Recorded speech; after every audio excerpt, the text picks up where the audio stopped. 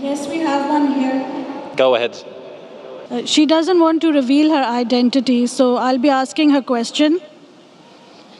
Okay. The question is it enough to have faith in Allah in your heart alone? Or do you have to declare it in public? Sisters asked a very important question. Before I answer the question, I request the non-Muslim brothers and sisters that this is the opportunity.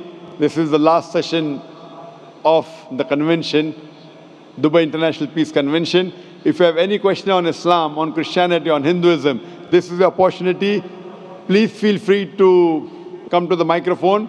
You can ask any question. You can even criticize Quran. I'm young, I can take it. This is the opportunity. This is the last session.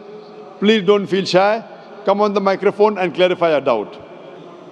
The sister asked a very important question, that is it sufficient for a person to have faith in Almighty God and believe in Him, or should he or she declare it?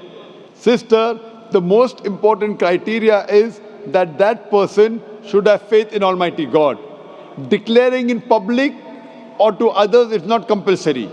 If the sister feels that there is danger to her life, she may have problems, or maybe society would harm her. In this case, having faith in the heart is sufficient.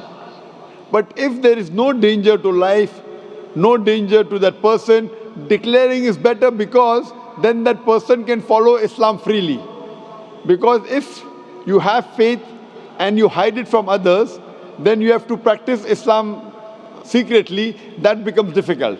So if you really fear your life, or you fear that somebody will harm you, then declaring is not a fard, it's not compulsory.